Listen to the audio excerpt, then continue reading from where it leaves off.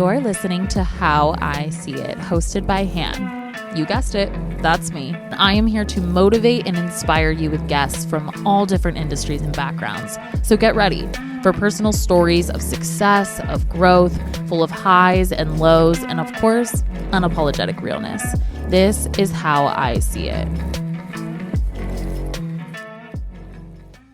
Okay, hi. I am so excited to have Hannah Eve here today. She's an entrepreneur and the founder of The Current Agency. They partner with brands and personalities to create content, growth strategy, UGC ads. She's going to talk about it all. But her roster includes people like The Skinny Confidential, Skinny Dipped, Arrae, many more. Welcome to the pod, Hannah. Thank you so much for having me. I'm so excited to be here. I'm really, really excited, especially because when we first connected, I realized after we got off the phone that you were the same age as me, and I was like, oh my gosh, she's 28 too, and she's building this insane empire. She's doing so much. I need to get her on the podcast to share just like all things. I've gotten to know you a little bit now, and you're so multi-dimensional, so I want this pod to kind of hit on all the different pillars of who you are: business, relationships, spirituality. So take me back. How did The Current Agency begin? Where did you grow up? Give us the whole nine. Yeah. I grew up in the suburbs of Chicago, a really beautiful suburb. I'm really grateful for growing up there. It was a place that really fostered creativity in the arts. I was raised by a single mom. Wow. I'm very blessed, but relatively challenging upbringing, I would say. Single mom, a lot of grief, a lot of loss, especially at a young age. So a lot of layers there. And then the agency started when I was in college. I started running Instagram accounts for $7 an hour before taxes were taken out, which I think came out to like $5.30 or something after. What made you want to do it? I've always loved marketing. I've always loved starting businesses. I got on YouTube when I was 12, making makeup tutorials. Yeah. And I took it pretty seriously, actually. Like, brand deals before they were a thing. I remember I started getting free product and my mom did not understand like how, It Cosmetics, I remember, was the first product I got sent, and she didn't understand how I didn't have to pay for it. So I loved all of that. I loved the concepting, the producing, editing, filming, lighting. It was umbrella lights at the time. I had a baking business in high school, and I grew that organically by connecting with people on social media. I was shipping gluten-free baked goods across the country. So when I got to college, I already had the experience of growing a YouTube channel, growing a blog, and building this baking business. And I actually wanted to be a teacher at Pure Barre. Pure Barre was opening on campus, which was a huge deal in Bloomington, Indiana. There were no boutique fitness studios, but they wouldn't hire students to teach because it didn't make sense to invest money to train students to be teachers, because then we would graduate and leave. So I'm like, okay, how about your Instagram? Do you need help running your social media? And they're like, yes, for $7 an hour. So you've always been like very like hustler, entrepreneurial. And I'm assuming you got that from your mom being like a single mom too. Yeah. My mom started her business when she was 24. She had me at 39. She's still running her business 42 years later. And not only did she work incredibly hard, often 6 or 7 days a week, it truly was her passion. It was a hobby for over 10 years first before she ever pulled profits out. So not only did I watch her working so hard, I watched her absolutely love it, never complain, and living this life where there was really no line between her work and her life, but not in a negative way.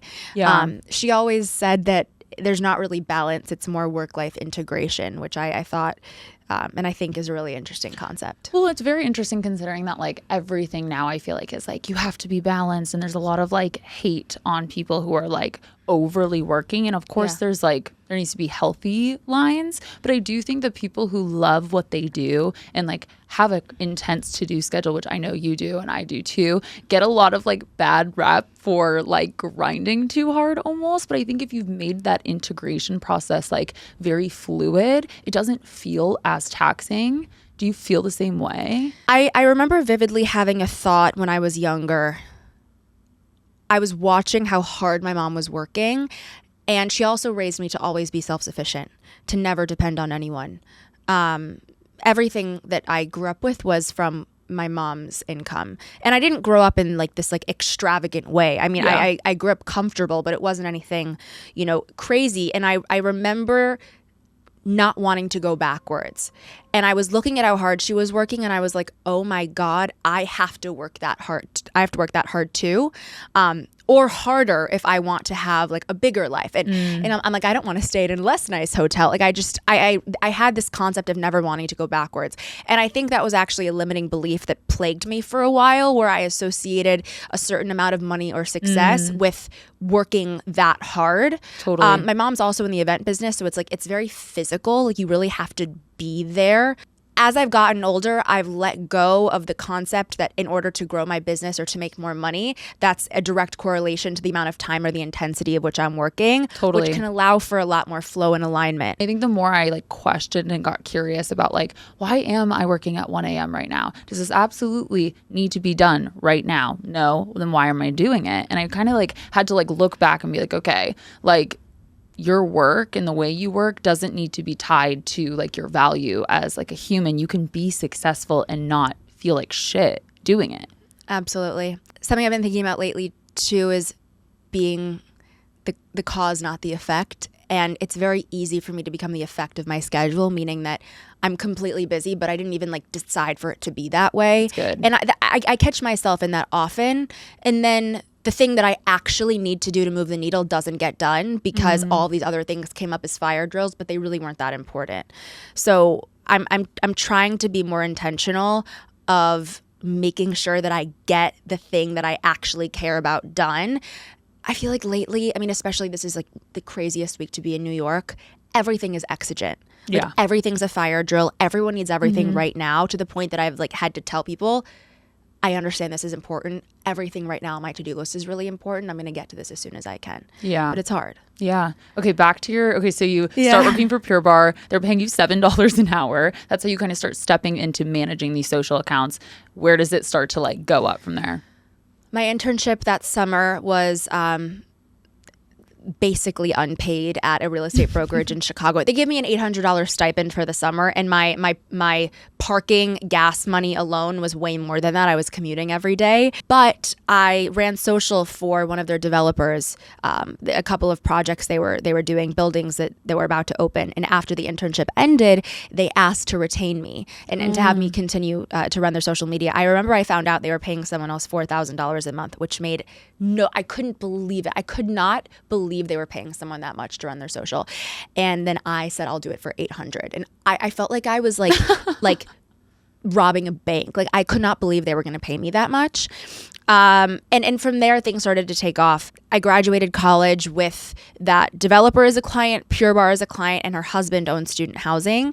And I started pitching everyone. I would spend like hours replying to every single job posting on Upwork for a social media manager or someone to run their Instagram. Like I would do all of these keyword searches. I would BCC every brand I could think of and pull the email addresses from their website for supplements and skincare. I pitched like crazy, and it was just me.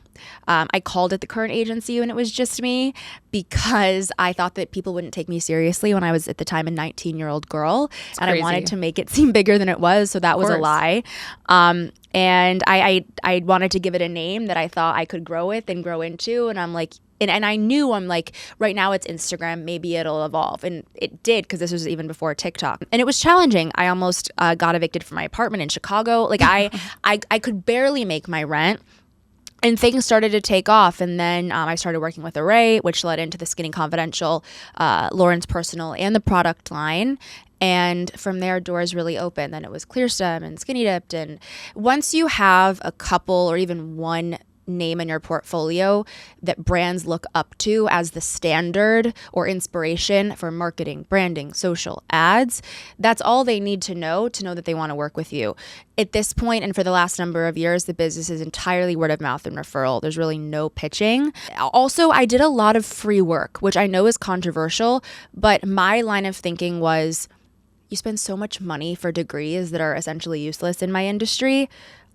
I get to do this for free and have it in my portfolio. Like, I would have paid to have these things in my portfolio. Totally. I worked with Priyanka Chopra. Like I did a lot of things that took a lot of my time. I made no money, but they ended up being really, really critical of my career. Well, there's two things I want to touch on here, because also congratulations. It's Thank like you. absolutely amazing and so cool. And I think that a lot of people listening would be like, well, how did she kind of like have this like confidence and audacity to even like pitch all of these people. And I know when you're like kind of wired this way, it's really hard to answer that question. I think people ask me all the time, like, how do you just like ask them or do it or pitch? Because that's kind of how I started my influencing career. I was just pitching hundreds of brands after I graduated. And then when the agency opened in San Diego, I was like, okay, we're just like pitching a ton of people. And same thing, like once you get one, it's like, this is who we did it for. And then they talk and it's word of mouth. But when I get that question, I'm like, I don't really always have the best answer. Like, what would you say? In 2020, TikTok was very much still a dance app, like Charli D'Amelio lip syncing.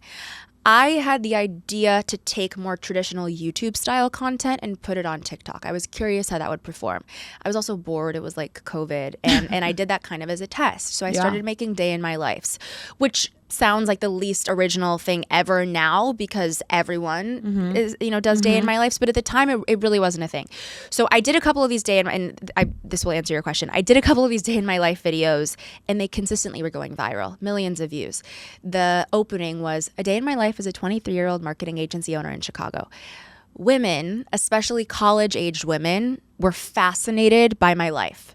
And I didn't show a lot of me working because you can't actually film yourself when you're working. So it looked like my life consisted of like getting my nails done and walking my dogs. And I had this beautiful apartment in Chicago. And I was making, probably like barely probably like 120 grand or something. But, for a 23-year-old girl at the time, that was a lot. And I had this apartment in Chicago and all of the comments were the same. How did you build this? What did you study in school? I want to do this. Because every girl that studies marketing graduates and at the time would get a $40,000 salary. Maybe now it's, it's 50 or 60 or whatever. So I didn't know how to answer all of these women, but everyone had the same question. So I started speaking to a couple of girls one-on-one. I didn't even know how to begin. And from there, I realized how I could help these women. So I created a course, which was a 6-week curriculum, 6 sessions. And I'd actually just gone through a program that was on Zoom, and I liked that format. So it was on Zoom, an hour and a half a week for 6 weeks. Weeks 2 through 6 were very tactical. They were how to get your LLC, bank account, how to get clients, how to provide for their clients, how to balance servicing existing clients and client retention with also, new business. Week 1 was entirely mindset, overcoming imposter syndrome, confidence, and I didn't even really know what the word manifestation meant at the time, but manifestation. It was without a doubt my favorite week to teach. And when I meet women or get messages from women who took the course, and it was amazing. There were thousands of women who took it, and I actually really want to get back to teaching. Everyone talks about week 1. No one talks about weeks 2 through 6. Whether they pursued a marketing career or are doing something entirely different, what stuck with them, what actually made an impact was that piece. And the reason that I began with it is because no one's ever asked me my GPA. It's a funny story. Actually, technically it was 1 credit shy. I actually don't have my diploma. There was 1 Spanish course that I didn't finish. and like no one cares. It doesn't matter how skilled you are, how talented you are, if you don't have the confidence to get yourself in that room and then to carry yourself in a certain way once you are in that room, it's a dead end. Like It's a zero. Totally. I always tell people like the smartest person, the best person for the job is not the person that's successful. It's the person that has the audacity to do so. Yeah. So it comes naturally to me to an extent because I watched my mom carry herself with such confidence, truly, and she was an amazing role model. I've also done a lot of work in therapy and beyond, but what I know works from a teaching perspective and what's made an impact on women, the concept of imposter syndrome, most women that are high achieving and have a fear of failure and a strong desire for success will experience imposter syndrome. There are quotes that I would pull when I would teach from Michelle Obama and other really high-achieving women that speak about the imposter syndrome that they still feel even after having the New York Times best-selling book or selling their company. When you realize that imposter syndrome will happen no matter how successful you are, you stop thinking that if you date that guy or build that business or have that exit or get that client or look like that, the feeling would go away.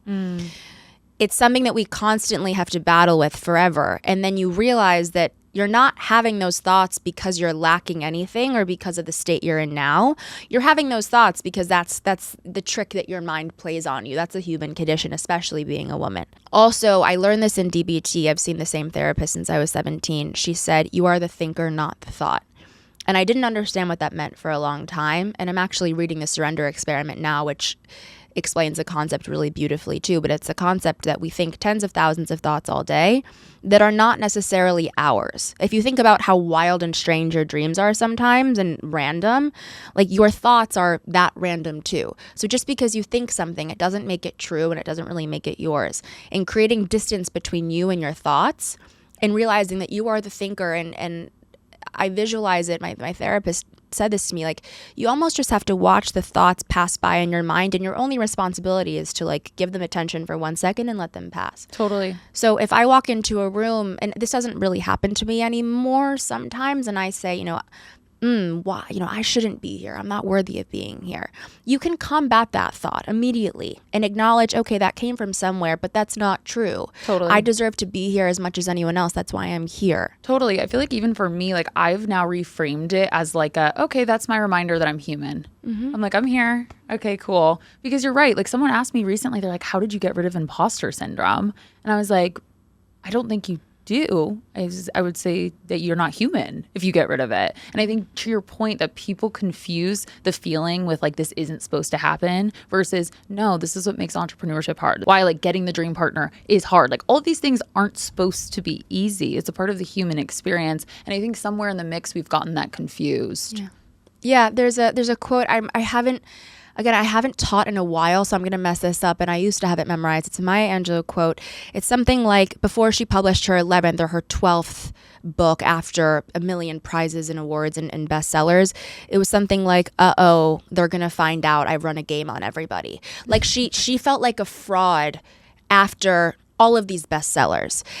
And I think you just realize like that's the darkness or the negative side or whatever you want to call it that we have to combat. So much of my life is doing the opposite of what that anxiety, that self-doubt, that negativity tells me to do, whether that's to be reactive, to be critical of others, to be critical of myself, to seek short-term gratification instead of building something long-lasting that I'm proud of. And that's the daily commitment over and over to act as if, I don't like fake it till you make it. I say act as if you are already your highest self, that version of yourself that comes to you when you meditate. It's funny. It's like why they call it doing the work, and people don't think it's hard. And a huge part of my mental health journey, though I think to your point, this applies to all aspects of our lives. It's like a huge part of like removing depression and anxiety from my identity was like having to ignore all of my thoughts. And that's fucking hard. It's really hard to do. And I would argue the like thing that separates successful people and not successful people and people who execute and who don't are the people who can build resilience around what you're talking about, which is ignoring your thoughts. Yeah. For me, like my thing is mastering my mind. Yeah. And I actually didn't even really realize it until like recently. I take my mental health very seriously. If I win anything or lose anything, like it's because I was either able to master my mind or I like failed that test. I'm extremely diligent with therapy. Like if I need an extra session and my therapist can only meet with me at 6 a.m., I'm on therapy at 6 a.m. Because she's in Central and I'm in Pacific. I often record my sessions. I put them into ChatGPT. I try to find patterns. Like I'm really intentional with it. And it is that work of, rather than blaming everyone else, and even if other people are making mistakes or that's their experience, constantly seeing, what is this showing me? What can I learn? What is the lesson? Where did I go wrong so I don't repeat it next time? Which is, that's the real shame if you mess up twice. And that's the work for me. What have you learned going to therapy for as long as you have, being super self-aware? What's like one of the things that's popped up, either if it's from childhood or even in building the business, as you said, like you're human. Like what was something that kept popping up that you had to like really kind of like look in the mirror about in therapy and be like, oh shit, like I keep doing this. I need to like work on this pattern. Oh my God, there's so many. I can't pick one. A couple are the concept of being right versus being effective. Ooh, please expand on that. Yeah, we began talking about this when I was younger. My mom and I would power struggle a lot. And so often I would like destroy a day, or I would exhaust myself out of the need to be right when I really believed I was right rather than being effective. And sometimes the best thing to do is just to choose to be effective, which doesn't mean abandoning your values or what you believe in, but sometimes it's kind of like essentially to agree to disagree for sake of maintaining your peace in the relationship, which could be with a parent, with a sibling, in work, with your partner.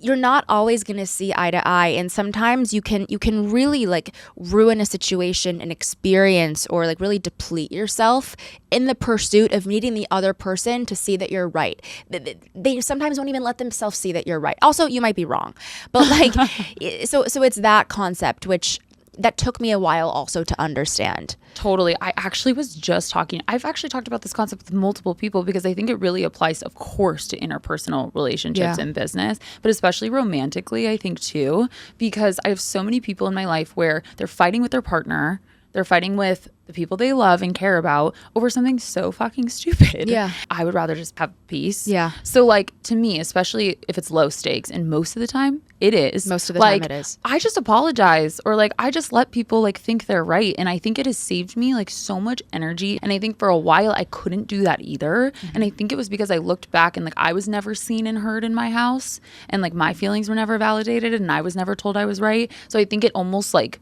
made it worse, and I started doing that to everyone else, and I realized that like if that's the wound, like why am I not giving that to other people? Yeah. And I think when we can like extend grace or just like be like, I'm sorry, even if in your head you're like, this person is fucking crazy, it's like it goes so far. It is effective, and I've never thought of it as the word effective. Mm-hmm. When's your birthday? What's your sign? February 21st. I'm a Pisces. I love Pisces. I'm a Leo, and like pride is a huge thing for Leos. And I think I've done a lot of work. I know I have. At this point, my pride is very low. Yeah.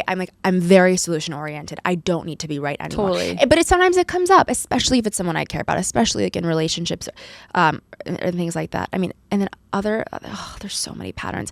For me, letting go is really, really hard. Oh my God, yeah.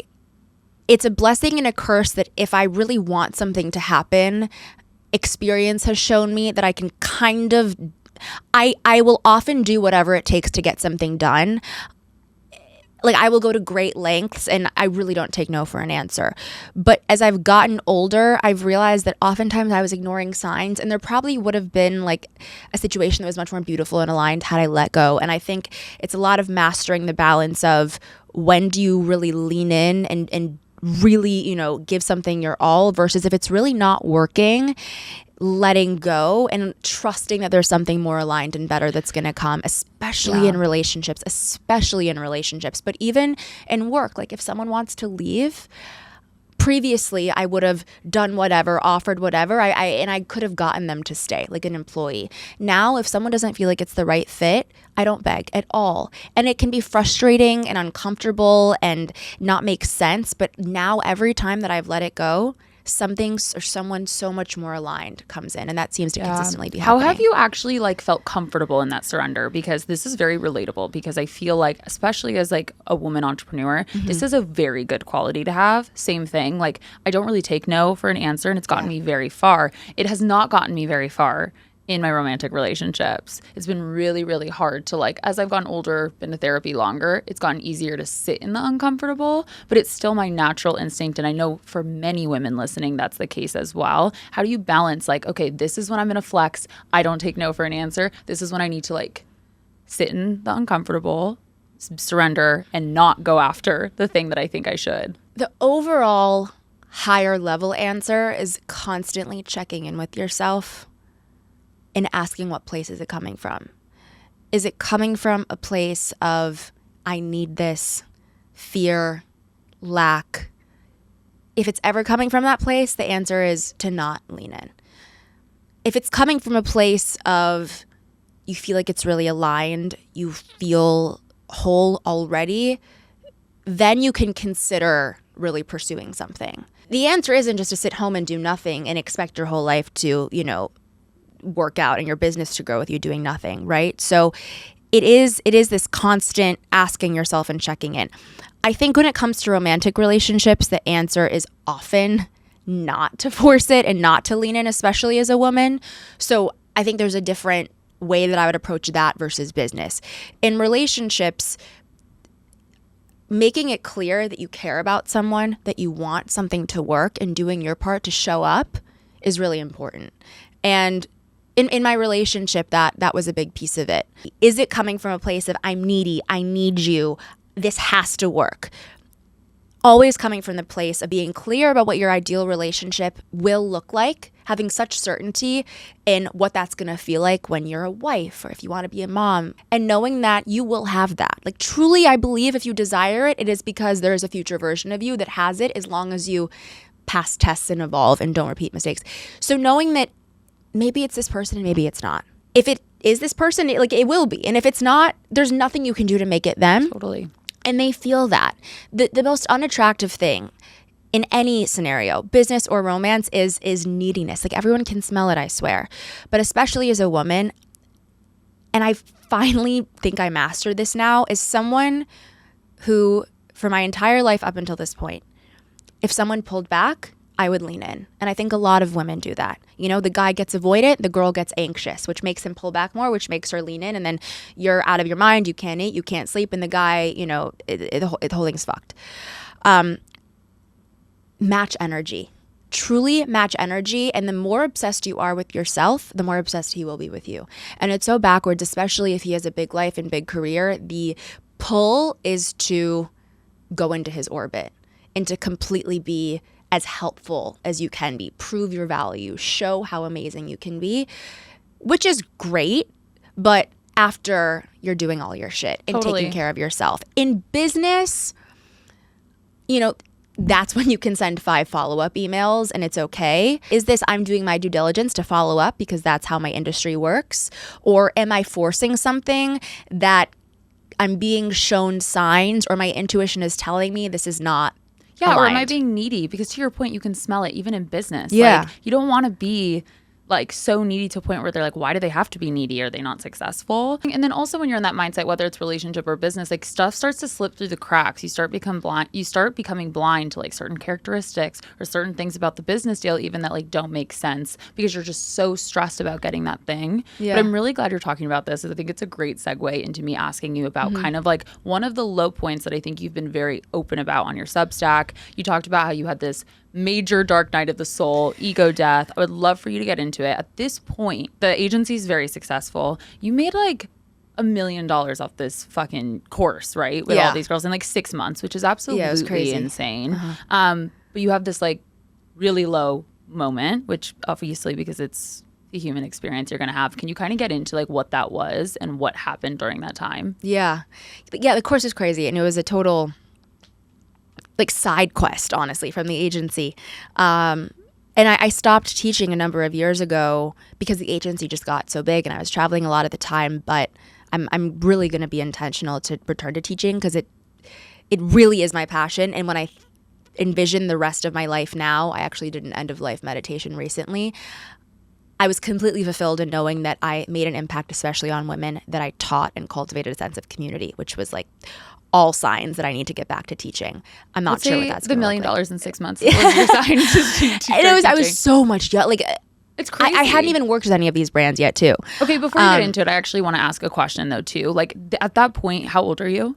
When I started teaching, 23. So like making that kind of money at that age, was there any limiting beliefs around that? Like, was that like, oh yeah, like of course, like this is like who I am and I'm like building something amazing? Or was there kind of like this moment where you're like, oh my God, like I'm not even 30 yet and I'm doing so well? No, it really felt like it made sense, honestly. It was the first time that I felt like everything I touched was turning to gold, really. Like the videos were going viral, all the work for the client was taking off, the course was just insane. Everyone was coming into my funnel. And I didn't know what I was doing. Like I like pasted together a funnel with Zapier. I didn't even know what a funnel was. Like I had a lead gen form, you put in your email address, you get a free download of a content calendar. It was very marketing centric content, which when I return to teaching now, it'll be, I think, much more overall manifestation. I was visiting New York. I got like a suite at the Edition and I had just bought like all of these bags and like it was like Chanel bags and Louboutin, and I was like looking at everything and I was just like, what the fuck? Like that, I had this one moment I was just like, whoa, like it was the first time I felt like money wasn't a limiting factor. Like I felt like true freedom. I kind of felt like within reason I could do whatever I wanted. Granted, then you get older and you meet people that have a lot more money than you and you're like, oh shit, no, I can't. Look what they're doing. But at the time, I felt very free and it was cool. Well, that's an insane thing to accomplish in your 20s. It's an insane thing to accomplish ever. Thank you. But especially at like that age, you're kind of like, what the actual fuck? Yeah. But I think it's a very good example of like, not that you didn't know what you were doing. It's all about mindset. Like you had a passion. Your heart was to help other women. All these people were asking for it. And you didn't really like wait to figure out how to do a course or like what you needed to do to like schedule it out and get people in emails. You're like, it's just going to get done. And then you built $1 million business without even really trying that hard. I know you work really hard, but you didn't really the course was effortless. The course felt relatively effortless and it was so fun for me. But one thing I'll share is I almost didn't build it because I had a thought that I was just creating competition for myself and I was just teaching other women how to do my job. And I was aware that that was a limiting belief and coming from, a complete scarcity mindset. And I'm like, no, there is unlimited money. There are unlimited opportunities. I think a lot of women hold this incorrect belief. It's a very scarce thought that there's a finite amount of success and money, this like limited pool that all women can pull from, which is obviously not the case. And it only happened because I actively combated that thought and then wanted all of these other women to succeed. When I see past students of mine, this one woman, Anne-Sophie, she's amazing. She has an agency out of Montreal that she started in the container of the course. Now Poppy is her client. Like that makes me so happy. I'm not like, why isn't Poppy my client? I'm so happy for her. I do think a lot of people are very weird, especially women, about like competition of like, are you going to lose business? And I do think it comes from a scarcity mindset of not thinking there's enough to go around or not thinking that the right things are going to come to you if you put in the work and are working hard. But anyway, okay, get back to the dark night of the soul. You've made this money, you're doing well, everything's thriving, you're in a relationship. Yeah, we had just closed on we were closing, like it was the closing period. We bought the house. There's like a period before you like actually get the keys. I think it was like 14 days. We broke up in that 14 days. And this was the house that we were going to have children in. Like the whole life was mapped out. There was, like room for a baby. So I thought that my life was 100% going in one direction, that engagement, marriage, and kids were imminent. And it ended so like quickly in a way that really made no sense. And at this point in my life, I've realized that when things like that happen that just literally make no logical sense, now I think it's just completely divine. It's this like complete divine like insertion into your life to put you on a exactly. Right word, intervention, like to put you on a higher path. It's a longer story that I don't even really, I'm a complete open book, but I don't think it is helpful. It wasn't anything crazy. Like there wasn't cheating. It wasn't like that. It just like basically like I said I was done. I didn't mean it. It was a very manipulative thing to say in like a emotional moment. I had done that before and it was the first and only time where he was like, okay, like you want to be done? Like we're done. I really hurt him. I let that go on for like a week.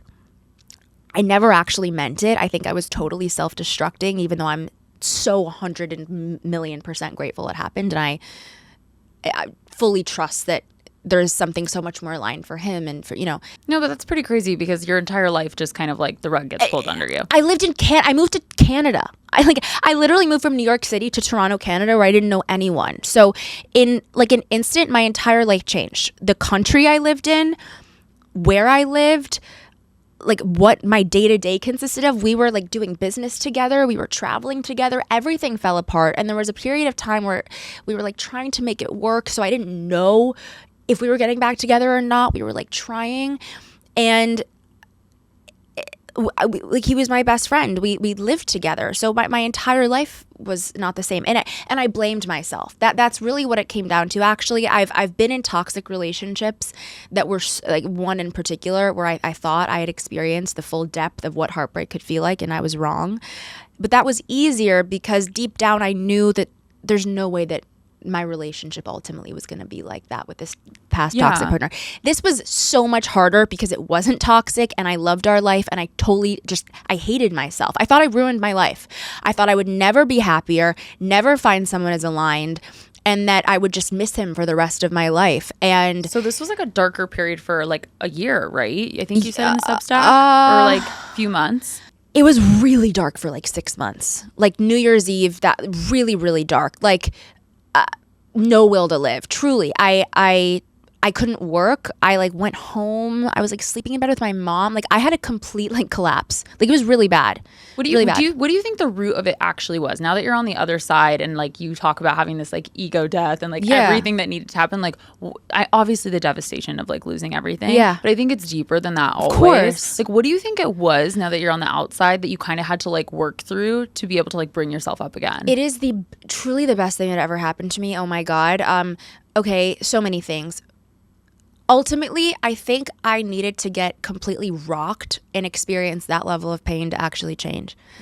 I think that unfortunately, to have real change, it basically always needs to come from pain. And if it's huge change, often it's huge pain. Yeah. I would agree with that. I mean, especially looking at like the career, like the way it was going too, it was like you're on a roll. Like, you're just oh my God, everything. Go. My career was insane. I was working like, I don't even know, 16-hour days. Everything. I thought everything was great. This relationship that I'm in currently, there's no way it would work had I not learned those lessons. This would get completely destroyed.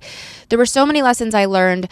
I also think I died. I feel like I have a new soul. The vision of myself I always had as my higher self. I don't think that she would have been possible, or this would have been possible, had I not kind of burned everything to the ground. It was to the point that like I couldn't even like wear, like I bought all new clothes.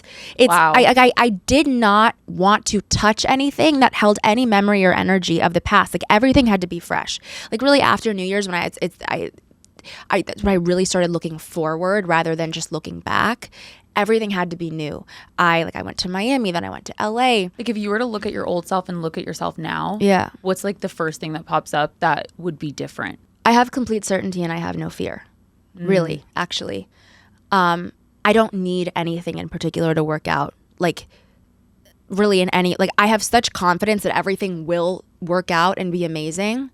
And I fully understand that everything that I've ever desired or visualized, that's not something that I want. It's not like, oh, I want this, I'm going to get it. It's like I'm visualizing it because it is meant for me. It wants me too. So if a client doesn't work out, if a relationship doesn't work out, it's okay. That's probably the biggest thing. I am much more spiritual now, and I know that everything will happen as it should.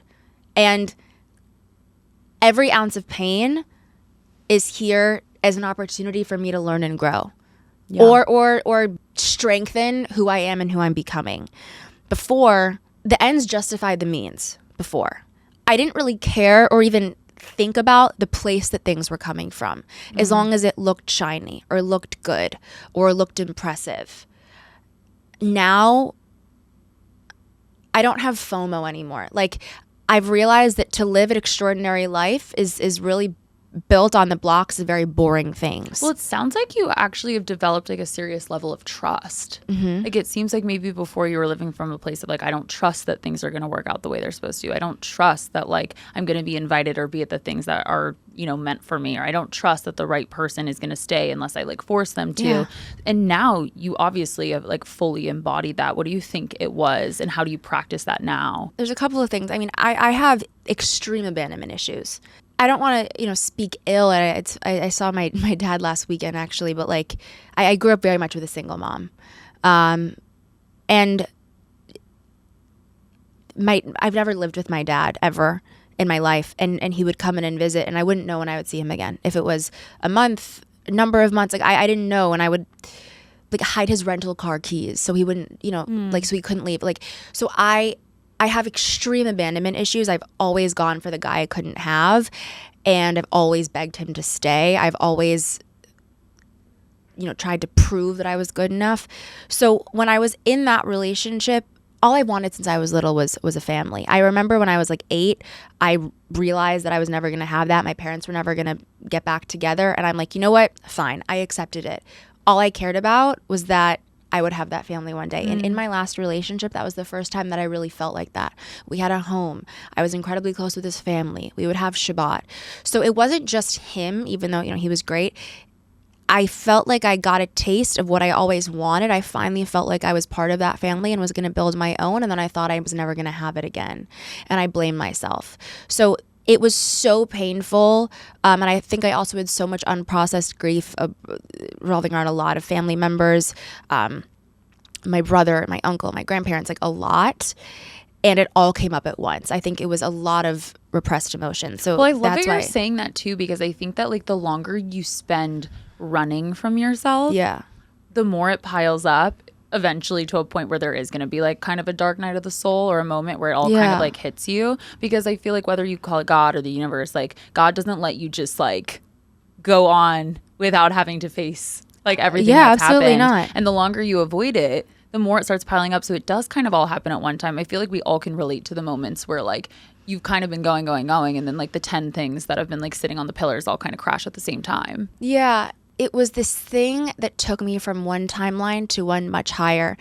And what's the saying? It's like, I'm going to mess it up. It's like when God wanted to make David a king, he didn't give him a crown, he gave him Goliath or something. I think I messed that up. But it's like, you know, that you get, if you want this big life, you don't just get it. You get that a test that's that painful, that challenging.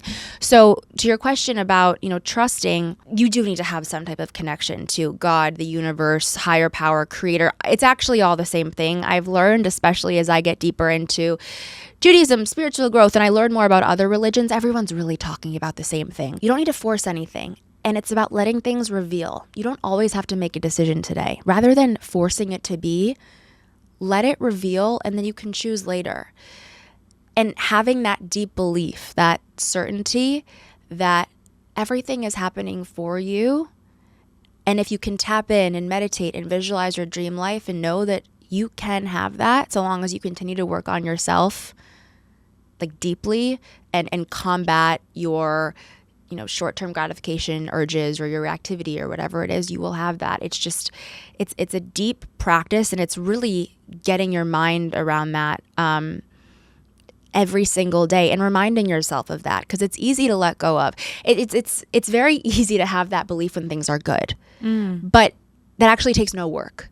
The work only happens when you don't see the finish line. You don't see the final product. It's blurry. You know, the way that this deal is going to end is blurry, or what's going to happen with this relationship is blurry. That's your only time to actually exercise that trust or that certainty. So lean in. That's when you cultivate it. Yeah, no, for sure. And now, I mean, it's been like what, over a year since that point. You're in like a happy relationship. Yeah, it's crazy. Completely different world and timeline, like you said. How are you feeling now? And like, what would you say to the girls that maybe are listening who are like in a dark place? Oh my God. They're not feeling confident. They're not feeling like things are going to work out, business-wise and romantically, because obviously the business has been doing so well, but now you're in a place where you're in a happy relationship. I love watching it online, by the way, too. And it's cool to like see people like glow again. It's so funny. I was packing up my New York apartment the other day because now I'm fully in LA. Oh yeah, you'll be closer. Yeah. I know. We live together now in LA, and I found this journal from my breakup. And I don't even really remember most of these pages, but I had no idea what to do with my time. I like really wasn't working, and I would just walk to the West Side Highway and sit there with my dogs and script like 10 plus pages a day, meaning what I hoped my life would look like. I wrote it in present tense as if I already had it. Basically every single thing that I wrote came true. And you can see in my writing, sometimes I would like use my ex's name and I would want us to get back together, and I would like scribble it out, because as much as I wanted that, that's not how manifestation works. You can't ask for a specific person or a specific, you know, you can get clear on the feeling and you can tap into that, but the when, the how, the who, those are not up to us. Those are predestined and we don't know right now. If you're in a place of darkness or where you have no idea what's going to happen, nothing makes sense, it's actually the most beautiful time, because that means that you imagine you're standing in front of a million doorways. You have so many different destinies in front of you. So the work you do on yourself, the trust that you cultivate, will determine which door you walk through. And I think of it in my mind just like different, you know, levels of my higher selves. So there's a couple of meditations I love. If anyone's listening, you can message me and I'll send you the link. One is, they're both on Insight Timer. One is by Amanda Sellers. It's random. It's a 10-minute visualization meditation. it's always allowed me to get really clear on visualizations of things that have all come true, to the point that the first apartment I moved into in New York, I got sight unseen, but I literally saw it in this meditation, I swear. And when I showed up with my bags, it was the street. I saw like, so get really clear on what you want your life to look like. Or what comes to you in these meditations: relationship, career, mental health. And I would write it pen to paper, like not in your notes app, pen to paper in present tense as if you already have it. That's the one exercise that was unwavering in all of my courses. I would have women do this 10-minute meditation. They would open their eyes. They would envision themselves 1 or 5 years ahead of now, and they would write about their life as if they already had it. So cool. And do you still do this practice? Yes. With your business and everything?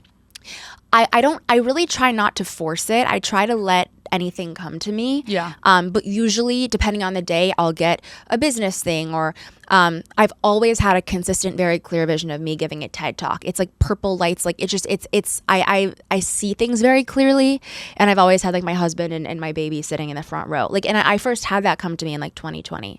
And then it kind of evolves. I've had specific things of relationships come to me. So, and sometimes I fall off of this practice, by the way.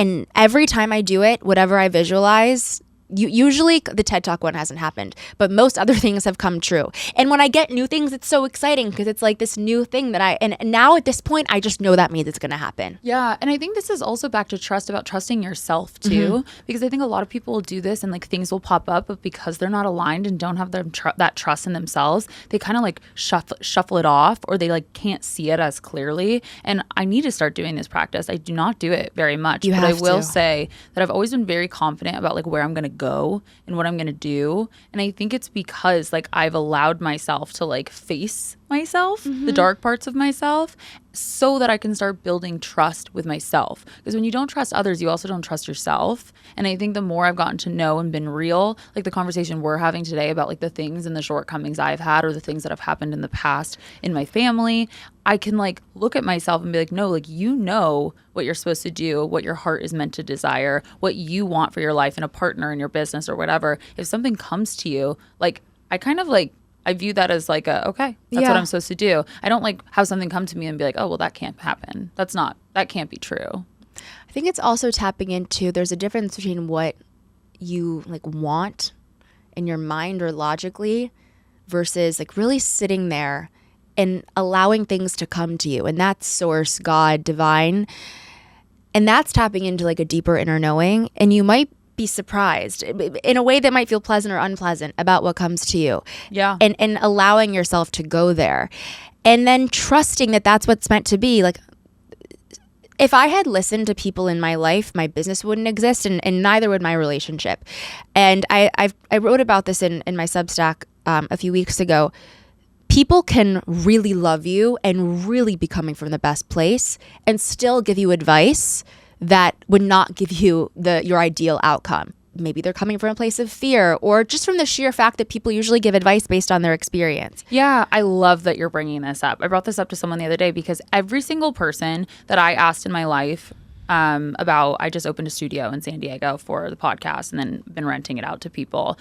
And every single person I told really about the studio thought it was a bad idea. And I was like, no, I don't feel that way. Like, I think it's a really good idea. But everyone's speaking from their own experience. I actually don't have a lot of entrepreneurial friends in San Diego either. So a lot of like their fear about it was projecting, which I knew. But it was interesting that I even was asking everybody around me because I already knew what I needed to do. And so there was that reminder, like, you already know what's aligned for you, and no one can give you advice on like your experience and your business and your mind. Obviously, I asked my friends for advice about things, but I think to your point, like, you kind of have to like pave your own way. And I think a lot of times we ask people for advice to soothe our anxiety about things. A lot of these like adages and sayings, I think, apply to a majority of people. But if you want to live an extraordinary life or take a risk, the saying's probably not going to apply to you. When I graduated and started my business, I could barely afford my apartment. And my mom's like, why don't you go get a full-time job? She meant it from the place of like, why would I subject myself to all this pressure and stress? It was coming from a good place. But and it's actually a great example of when to surrender. I did apply for a $33,000 position. Like that was the salary. I didn't get it because they said that they thought I was investing too much time into this side thing, which was the current agency.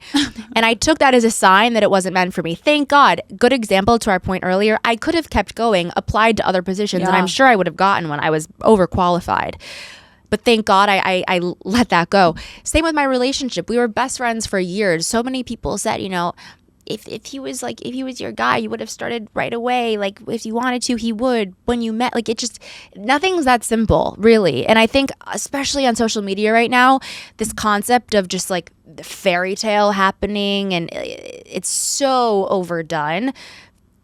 Things are messy. Businesses are messy. And usually you only see the final product, or you only become aware of it after this crazy amount of success. Yeah. You have no idea, how it began. Anything, a marriage, a friendship, a relationship, a career, anything. And I think that a lot of people want to know why, like, especially listening to podcasts like this, it's like we're talking about mental health, we're talking about healing, we're talking about relationships, we're talking about entrepreneurship. Like everyone wants to know how to get unstuck. And I think what separates people who are stuck and aren't stuck is that they're not scared to go against the status quo, or they're not scared to do the thing that feels uncomfortable or go against the saying. Because I think a lot of people talk about how like you can't like be alone, like you can't only count on yourself. You have to like lean on other people. And I think that's great in some ways, of course. But I think for me, like I've always known what's best for me. The reason why I was so sick and so depressed and so anxious was because I was violating my conscience. I wasn't aligned with like who I was and what I was supposed to be doing. I was listening to like outside people around me that were telling me what was wrong and right. So the moment I think that we can, like, to your point, get quiet and actually listen to like what we think we should do and go from there, I think you can actually start to make like steps forward and get unstuck.